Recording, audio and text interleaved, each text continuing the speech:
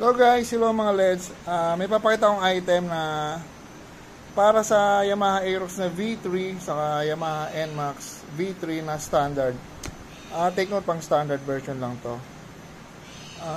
Ang gamit nito, yung menu button nito, pag nakasusi, menu pa rin yung function niya. Pag maanda na yung makina, magiging passing ng headlight at passing ng MDL na ikakabit niya. So, pakita natin paano ikabit. Ito yan. Baka makatapat.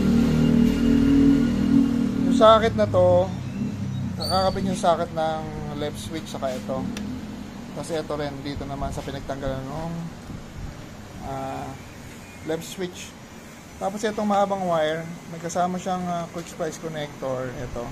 Pero mga parts ang kakabit. Ganyan. Sa white black na wire. Yung socket. May socket yung headlight nyo, ang color nyo is white na may black, na may stripe. So, quick splice nyo lang. So, ganun lang. Tapos, meron siyang output na pwede yung paggamitan ng MDL harness. Yan, papakita natin paano gumagana. Pakita mga pat susi lang.